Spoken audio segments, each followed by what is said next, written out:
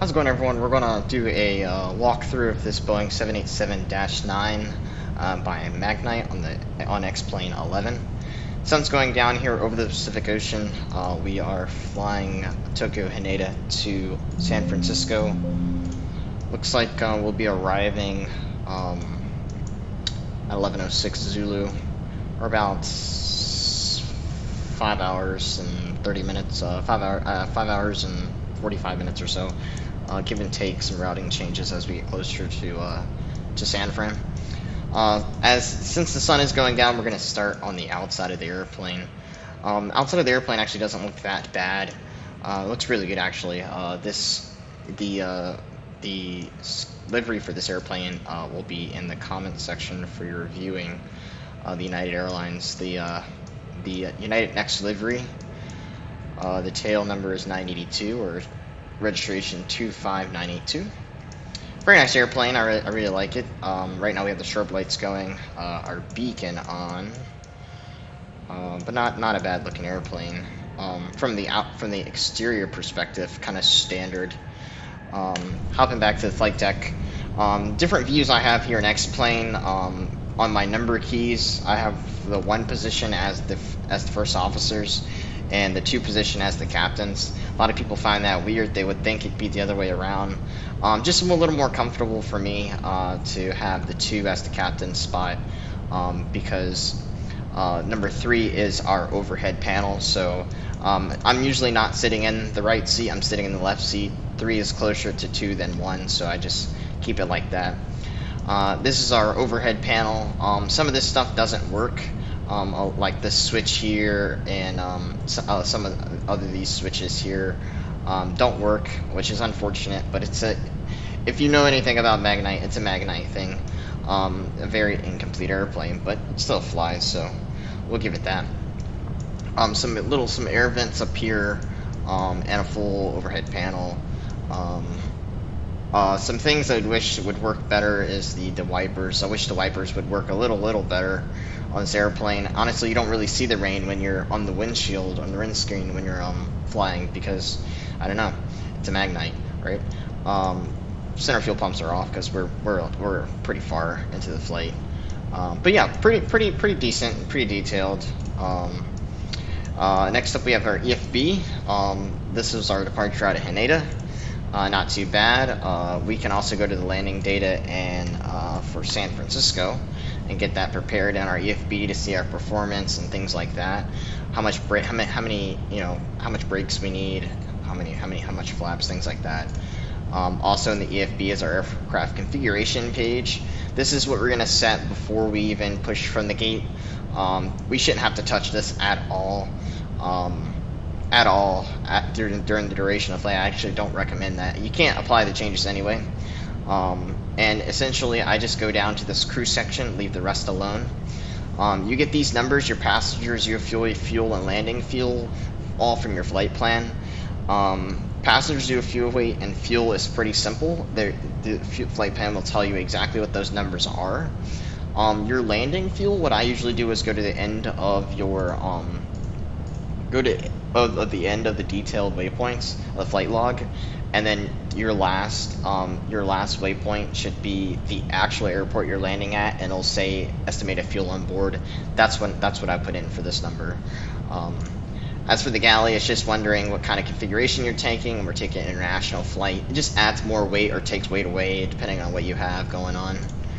For crew, I always put a full crew on our international flights. If I was flying a domestic flight on this airplane, which normally I do not, I would limit the crew down to like 2 flight crew members, but keep the 12 flight attendants, because we're going to assume that the plane still has that 279 on it.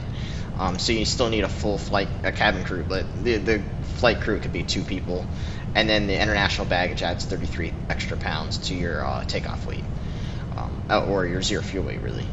Again, you don't mess with the passengers. That will mess with the CG of the airplane, and you don't want that. Cargo, same thing. It automatically loads the cargo, so I wouldn't worry about that. And same with the fuel. I honestly don't worry about that as well. And I've never gotten this to work, the uplink.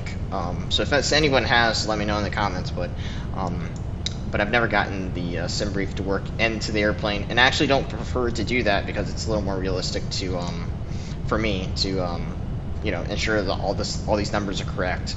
It ensures that I'm looking at the numbers as well instead of just uplinking it to the airplane. So ground services, when we're on the ground, you can request pushback, better pushback, GPUs, and two in the front, one in the back. That's it. That's all you can request from the ground services tab and the EFB. Sometimes when either there's no jet bridge or there's a SAM's jetway that has no GPU power, sometimes you do have to go here to request the GPU services. I never have to do it for the pushback. I always just go to the plugins and then go to better pushback and pre-plan the pushback this way instead of doing it through here. It's just simpler for me. And then you have certain settings that you can set. Since I'm here in the United States, look at pounds and feet, inches, hygrometer, disconnect auto throttle idle,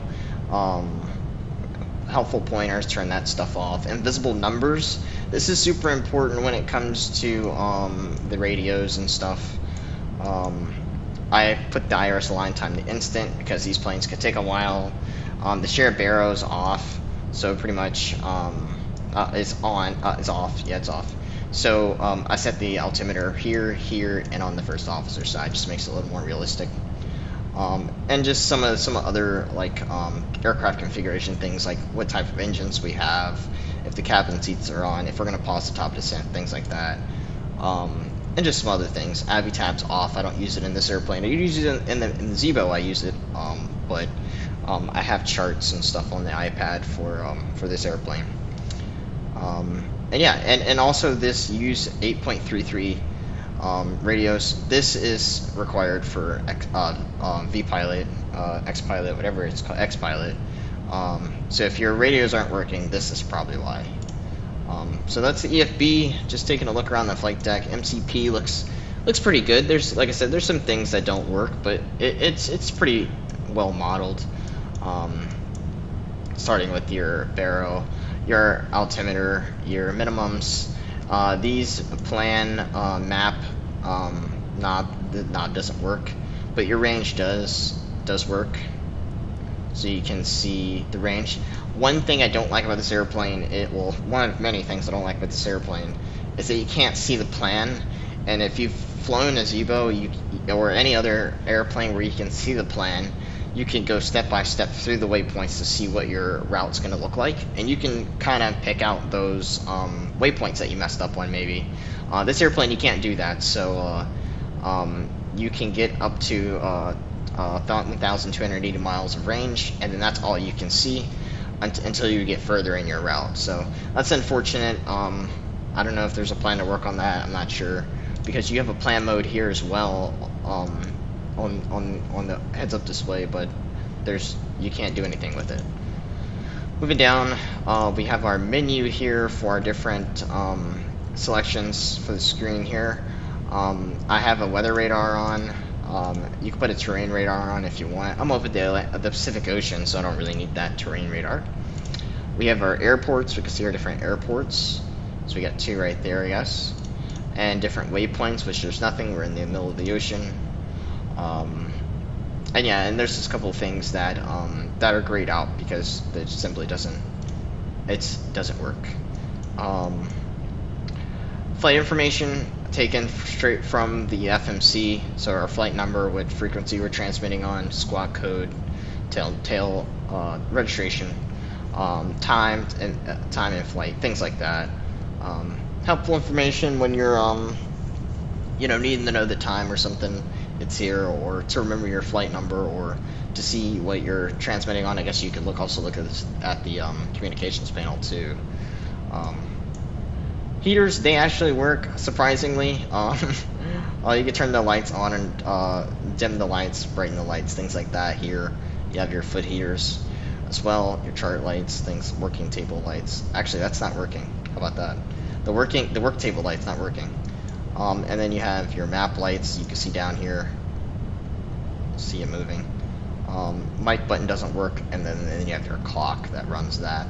I don't really use this stuff. Well, sun's really setting. Moving on, we have our standby altimeter, our gear lever. Again, these buttons don't work. Auto brakes, and then just a duplicate on the first officer side of things that work and do not work. In the FMC, we have, or in our, we can change the pages of each screen with buttons that look like this. So we're on the systems page right now, where we can see the status of the airplane, the electrics, the hydraulics, the fuel, the air. See the status of our doors, the status of our gear, flight controls, our EFIS panel. This maintenance button does not work, and the circuit breakers don't work. So there's 2 pages here that don't work. And then we can see the CDU or the FMC and do things here. I never really have to do this. I usually just look down, and then to get it back down to the bottom, you just hit CDU there, and then now we have to fill this screen. Info doesn't work. Checklist gives you checklists if there it is. You can put your own checklist into the Magknight if you wanted to. I don't mess with the checklist, because if you do, it actually does the thing for you. So if it's like, so if part of the checklist is to turn on a light and you hit that part of the checklist, it will turn that light on. But if you're in cruise like I am, and you're just fooling around with it and you hit something, you know, what you think doesn't seem crazy, it's gonna really mess your flight up if, you know, it shuts down an engine or something like that. So checklists, and you can again reset the checklist because it's actually doing the stuff for you, and then you can add your own checklists.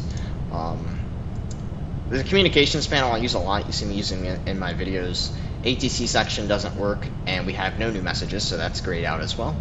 This is our cabin PA system, and I'm going to make a video on the cabin PAs. This is a downloaded PA pack. You can download the packs online. We have our boarding sounds, the captain's welcome announcement, the flight attendants telling the passengers the doors are closing, and all that pre-safety video stuff.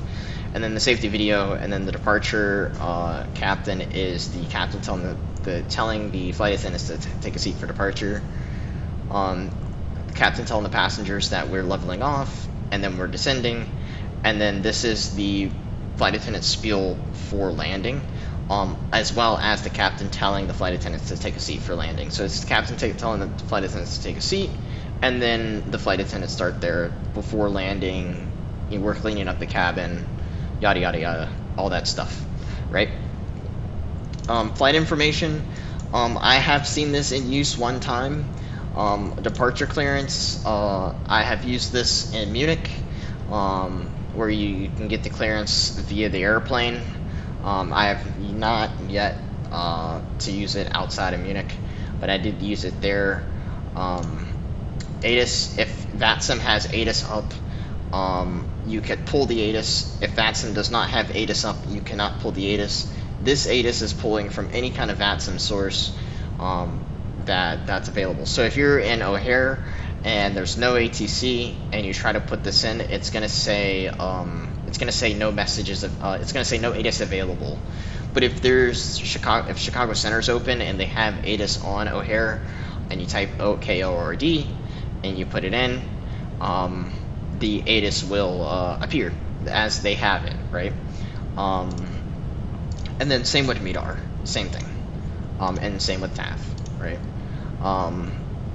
And I guess this pushback stuff works if you use the pushback thing in the EFB. I have no clue actually, because I don't use that. So, and then this is just your ATC stuff. Again, this goes with the ATC little button that's grayed out.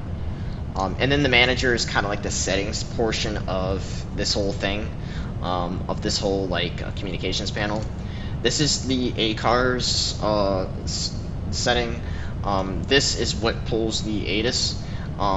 If you want more information on this, this hobby guy, he has a website. What you do is you sign up for an account. You link your VATSIM account. I do believe you put your VATSIM name in or something, SimBrief name or something like that. They give you this code. You put the code in here. You enable ACARS. You put your SimBrief username, and then you're going to be able to pull the ATIS. If you can't pull the ATIS, you need to do this. And if you still can't pull the ATIS, just redo it and get another code. Sometimes it messes up. And then the airline config, this is just the standard information. This is where this information, some of this information is coming from, like the tail number, and the CCAL code, things like that. It's just coming from this little setting thing right here. That's information that you put in, and I forget about unless you change the livery. Now, if you change the livery of the airplane, you have to come in here, or you don't have to, but I would come in here and change the tail number, right? Or if you're flying another airline, change the airline ID or something like that. We looked at ACARS, ADS. I don't really mess with this, honestly, so I'm sorry about that. Checklist is where you can load your own checklist if you want it to, or you can select the default checklist. I don't use the checklist in the airplane anyway, so that's why I have nothing. And then our PA sound pack is where the custom sound packs, kind of like the checklist but with sound packs. You can choose the default, or you can choose, like I have a United sound pack since this is a United airplane. That being said, almost done with the flight deck. We are going to take a walk around flight deck. Flight deck's rather big, it's 787. This is kind of what the front of the flight deck looks like, where the business is conducted up here. Coming to the comms panel, we have 3 comms panels actually. We have our captains or first officers, and then a standby. You can still change the comms back here, unlike a 737 where you can't do that. It's just the transponder back here. Well, we have another comms panel. I usually leave it on the transponder back here so I can change the transponder if we were to run into ATC or something like that. But we're squawking 2000 since we're the Pacific. VHF, HF, SATCOM. You can change the cabin. SATCOM actually didn't work. You can change the PA volume, things like that here. I've never had to do that, so GPWS and a weather radar doesn't work, but we're going to keep it there for right now. You can change different volumes, things like that, with these little circuit breaker things over here. You can turn floor lights on and off. I just keep them on. Different OBS volumes, things like that, and our let's see, and to unlock the door over there, which we're going to do in a second to get out, but things like that. And then you have your engine cutoffs in case of an emergency there, and our transponder TARA since we're up in the air. I actually like this flight deck. It's like I said, it's missing a lot, but it flies the airplane, so I can be very appreciative of that. Fire extinguisher, got our O2 mask and things like that over here. Gloves, your fire axe, things like that. You can hold 2 more people on the flight deck very comfortably, actually. This person could probably stretch their legs over there or something. But yeah, this is the flight deck. We're going to go into the cabin, take a look at the cabin, and see what we think. So, oh yeah, and an interphone, of course. So we're going to unlock. You're going to see a message on the screen here saying the flight deck door is unlocked. So we're going to open the door here. We're not going to close it behind us. I don't like this airplane. Also it doesn't simulate the passengers like a Zeebo does. I wish it did. That'd be so cool, but it doesn't. We're in the Ford galley here. Nothing too spectacular. I know on the Zeebo it has like a can of Coke or Sprite, or I can't remember what it was, but it has like a can in the galley, which is pretty cool. Ford lavatory, Ford galley. Walking through the airplane, just seats on seats on seats. This is a basic economy airplane here. This is nothing but economy seating, more lavatories. Usually they were to be at galley here, actually. Seats on seats on seats, and this is pretty much what it is. I have been looking for a interior to this airplane, and I cannot find it, and I'm gonna think it's because this airplane's not great. Again, there would be a galley here as well, and then you have your more lavatories, exit doors, things like that, and then you have your aft galley back here. I mean, it's not a bad interior, but it's just so plain. It's not united, you know. Your door, your lavatories, your aft galley, very large aft galley, jump seats, doors, things like that. You can see out the window. Very cool. Seatbelt signs are off because we're cruising and it's pretty smooth out there today. Not a terrible day to go flying. This is another thing. It's just to welcome aboard the Magknight 787. Yeah, you're on the Magknight 787, but you're on United Airlines. Most importantly, I wish we would have. If someone was to make an interior, this would be one of the things that they would edit, is this screen as well, right? But back to the flight deck. There's a couple more things I'm going to show you at the end of the video. We're going to go ahead and lock the close and lock this door now. Actually, I'm going to open that door again, and I'll show you a feature that this airplane has. You can actually recall these messages with this button right here, and then boom, it goes away. This airplane is very prone to tail striking, especially when you're coming from an narrow-body airplane, because, well, the plane weighs more, right? So you can't pull back on the yoke as much as you weighs more and is longer, so you can't pull back on the yoke as much as you probably would an A320 or 737-800 or something like that. But if you do tail strike, it will let you know. It will let you know. It'll let you know right here. It doesn't mean you have to like end your flight or anything. But if you're flying a 10-hour flight and you tail strike in, Washington Dulles, you can always just hit that button right there. It'll recall it. You won't see that message anymore. But you will see this little reminder right here that you did an oopsie, and we're covering it up for you. So we're gonna close the door and lock it so no one gets in. Perfect. And I'm just gonna show you my different views that I use on the airplane. I showed you 1, which is the first officer, and 2 is the captain. 3 is our overhead panel and things we need to see on the overhead. 4 is going to be both our FMCs, because I use both the FMCs here. When I'm pre-flighting, I'm looking the left FMC, the captain's side. I'm doing everything other than their speeds. On the right side, we're doing our VNAV page only, and then we're clearing the discos and the vectors and things like that that will disrupt the flight. We're doing on the right side. Alright, 5 is going to be our EFB. So pretty self-explanatory. 6 is our outside view, right at the cockpit, right at the captain's window. We're going to step outside really quick. We're going to step outside, and yeah, so that's the captain's seat right there. And 6 just puts you right next to, well, our engine's not viewable because technically this is still in the airplane. But if we did that, see, we're outside the airplane. Actually, I can change that to make that to where engine's viewable. You just get that sound because you're outside the airplane. You're hearing the wind pass you, right? 7 is the same kind of view, just in the back on the opposite side of the airplane, so I can see the other wing and see down the other side of the fuselage. 8 is a view that many of you've seen a bunch, and that's this engine. This is the seat view, window view to the engine and the wing on the captain's side. And then 9 is the actual captain's side engine. I've done this a bunch when I'm starting engines, so we can actually see the rotation, things like that.